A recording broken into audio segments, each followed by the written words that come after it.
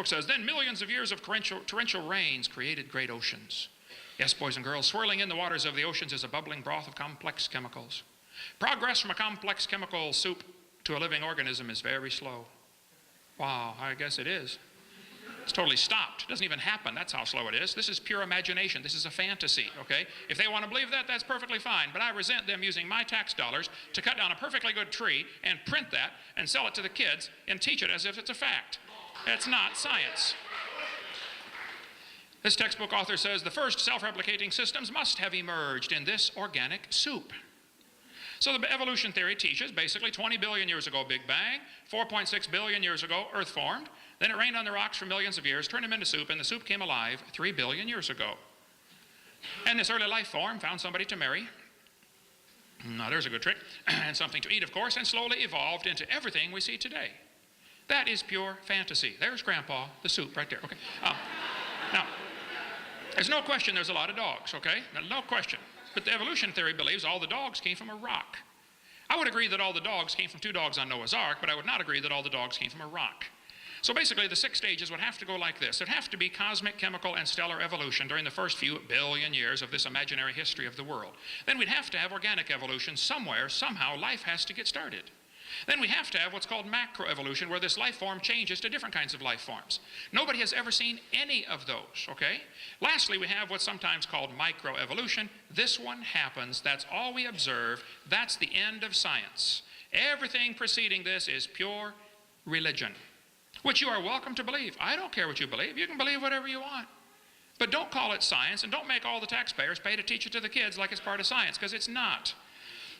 But just the jump from micro to macro takes an enormous leap of faith and logic. We never see a dog produce a non-dog.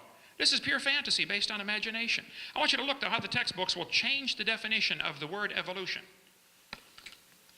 This textbook says evolution is change over time. Oh, well, who can argue with that? I agree, things change. Then it narrows it down. In other words, living things have changed over time. Oh, now you've narrowed it down to living things. Well, it looks to me like you're skipping the first 4 steps that would have to happen. I mean, what happened to cosmic, chemical, stellar, and organic? I mean, you're just going to ignore them as if you just take it as a given? I don't think so. That's a really major flaw in the evolution logic. Third, then they narrow it down again.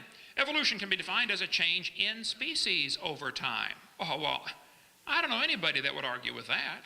Species change over time. The question is, are they limited? And the question is, do these changes lead to any macro changes? And the answer from all observable science is, no, they do not. If you want to believe they do, or they could have, or they might have, or given enough time, well, you're welcome to believe whatever you want. But now you've just gone into a fantasy world of religion. You've left science. And the topic of the debate tonight is evolution science. The first 5 meanings of the word are not science. What they really mean by evolution is all 6. They want you to think all 6 definitions are connected, and I can assure you they are not. There is no relationship between any of those. So what evidence do they give for the kids to believe this evolution theory? I collect textbooks. I have hundreds of them. Here's the typical evidence they use to support evolution, and I'm sure we'll see some of this tonight. They're going to say we've got evidence from fossils. I pointed out no fossil is it cannot possibly count for evolution. Evidence from structure. Evidence from molecular biology, DNA, we'll get into that. Evidence from development. They say the process of evolution is based on natural selection. Well, there's no evidence to support evolution except things that have been proven wrong years ago. We'll get into those in a minute. If there's real evidence for evolution, then please show me, but don't lie to the kids. I just think lies ought to be taken out of the textbooks, and then if you have anything left to support your theory, great, show it to me. But I'm telling you, what's being shown to the kids in this university to support the evolution theory is a bunch of things that have been proven wrong years ago. Get them out of the books and give me some real scientific evidence. Evolution's based on 2 faulty assumptions. They say mutations make something new and possibly better, sometimes worse, but hopefully it's better. Nobody's ever seen this happen. Then secondly, natural selection is supposed to make it survive and take over the population. Well, if you follow that logic through, evolution is a religion of death. In order for evolution to work, one animal has to evolve a little better than the rest. Then what must happen to the rest of them in order for this good change to work? They all got to die. You follow that logic just a few more steps and you're Adolf Hitler. Let's just speed up the process and kill off those that we think are inferior. And we'll save the superior ones, you know, the blonde-haired, blue-eyed Norwegians and Germans. Yeah, sure, you betcha, okay? This textbook says mutations are the original source of variation. There's no question mutations happen, but they do not produce evolution. Mutations produce changes that are almost always fatal or certainly harmful. Nobody's ever demonstrated a positively beneficial mutation. There's a five-legged bull, that's a mutant, but no new information is added. Here's a short-legged sheep, that's a mutant. But again, no new information is added. It's a loss of information. There's a two-headed turtle, that's a mutant. It's not ninja, but it's mutant, okay? And he's going to freeze first winter because nobody makes a double-neck turtleneck sweater. See? Mutations are scrambling existing information. Like scrambling up the letters of the word Christmas, you can get all sorts of different words. But you will never get Xerox, zebra, or queen out of the word Christmas because the letters are not available. A mutation should really produce some new information. This textbook shows the kids a fruit fly. Look what it says here. Boys and girls, normal fruit flies have 2 wings. This mutant has 4. By the way, he can't fly. This rare mutation, like most mutations, is harmful. Then it says, beneficial mutations are the raw material for natural selection. Oh, now hold on just a minute. Why didn't they give an example of a beneficial mutation?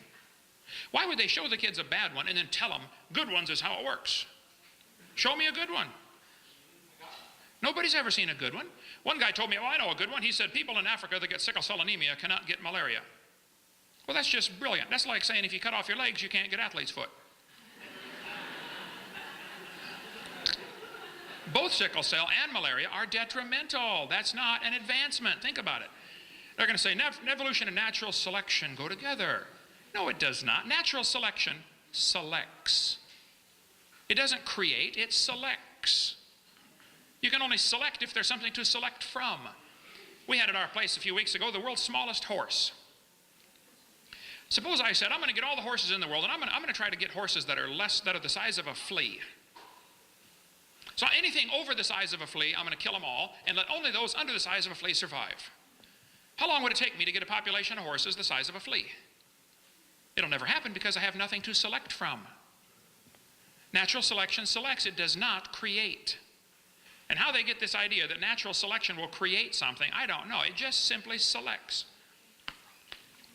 All biologists know it does not create properties.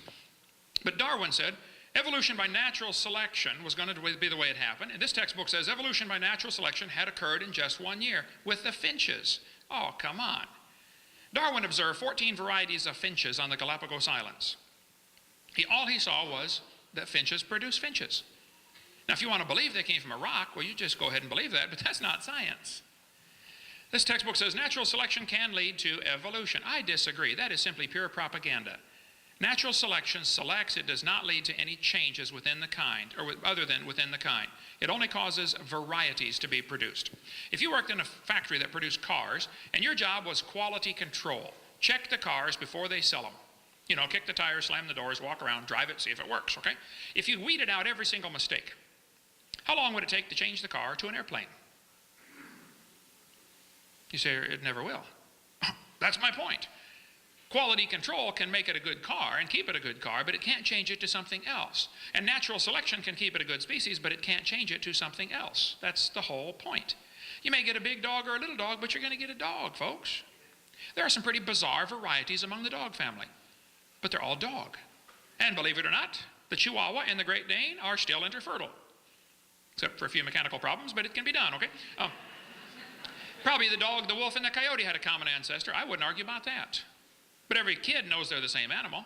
Anybody in the room here 5 or 6 or 7 years old? No, little ones. Well,